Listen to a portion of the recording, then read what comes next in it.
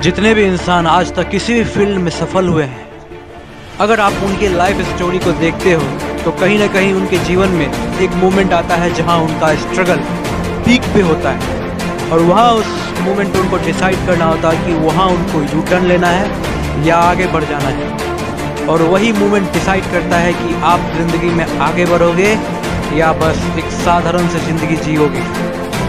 हमेशा याद रखना, जब नाकामियाँ चरम पर हो तब कामयाबी बेहद करीब होती है। वो लोग जो सफल होते हैं वो उस मोमेंट पे डिसाइड करते हैं कि उनको यू टर्न ना लेकर के आगे बढ़ना है। सक्सेस उन्हीं को मिलता है जो इन स्ट्रगल वाले मोमेंट से आगे निकलने की सोचते हैं। जब भी आपको लगे कि आपके सिर पे बहुत मुसीबत है, आप चारों तरफ से मुसीबतों से घिरे हुए हैं दोस्त, जब भी आपको लगे कि आपके पास कोई ऑप्शन नहीं है, तब एक चीज़ अपने आप दिमाग में लाइएगा कि यही एक मोमेंट है जहां से आपकी तकदीर बदलने वाली है। क्योंकि डायमंड जो है वो जितना ज़्यादा घिसता है वो उसकी वैल्यू उतनी ज़्यादा होती है। सोना जो है वो जितना ज़्यादा तपता है उसकी उतनी वैल्यू होती है। अगर आप ज़िंदगी में तप रहे हैं, अगर आप ज़िंदगी में घिस रहे हैं, अगर आपको लग रहा है कि आप हर तरह से मुसीबतों में घिरे हुए हैं, तभी आपकी वैल्यू जो है वो बढ़ने वाली है। लोग अक्सर कंप्लेन करते हैं, सर हालात बहुत बुरे हैं, नेगेटिविटी है चारों तरफ। जब भी कोशिश करता हूँ पढ़ने का, हो नहीं पाता, सामने से कोई रिप्लाई आ जाता है, बहुत सी नेगेटिविटी आसपास है, कैसे मोटिवेट रहूँ। याद रखिए, हालात हमेशा ऐसे ही रहेंगे। आप किसी भी बड़े शख्स को उठा ले, सर आपको पता ही होगा, ऑल इंडिया 2 अनु कुमारी मैडम 1.5 साल 2 साल के लिए अपने 2.5 साल के बच्चे को अपने से दूर रख के यूपीएससी की प्रिपरेशन की और 31 साल की एज में आईएएस बन गई। कंप्लेन कर सकती थी, मेरा तो शादी हो गया यार, मेरे से कुछ नहीं होगा।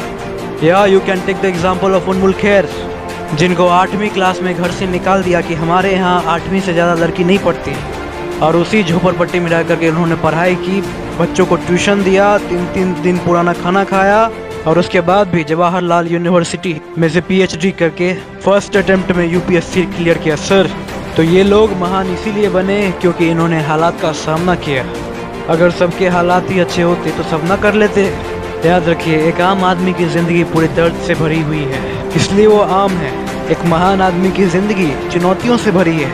ये जो आप शब्द यूज़ कर रहे हैं ना, हालात से ही तो लड़े राम। आप सोच के देखो, राम जी ने कभी हालातों का रोना रोया?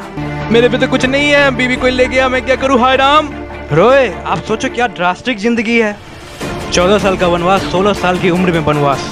16 साल को एज होती है सर, 16 साल की उम्र में वनवास। क्या रोए? क्यों कर दिया? मैंने क्या गलती करी थी? वर मैंने दिए थे, जिसने दिया वो भुगते, हमारे को क्यों लटका रहे हो भाई? और वनवास की कहानी एक से बढ़कर एक खतरनाक है। इतनी तकलीफ है, इतनी तकलीफ है, इतनी तकलीफ है, बीवी तक को ले गया। रोए? फोन किया राजा जनक को कि महाराज आपकी बेटी का हरण हो गया है, सेना भेजो।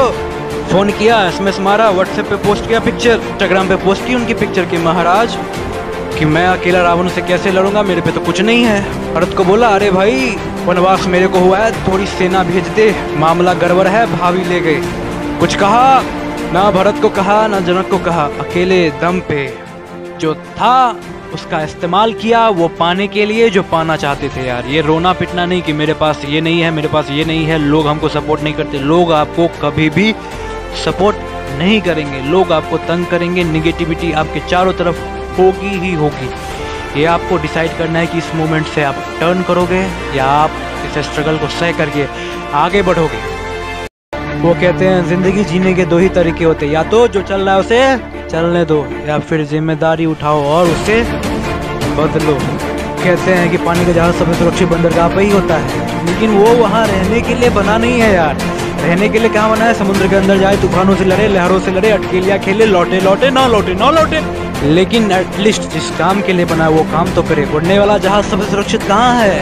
एयरपोर्ट पे कोई दिक्कत नहीं है, लेकिन जब सामने वाला उड़ता होगा तो मुँह चिढ़ाता होगा, हम फिर उड़े, तू वहीं है। तो बहुत सारे लोग ऐसे हैं जो आपके सामने से टेक ऑफ कर जाएंगे। अगर आपने अभी अपने आप को नहीं बदला है तो समय है अपने आप को बदलने का और कंफर्टेबल सिचुएशंस को छोड़ करके आगे बढ़ जाने का।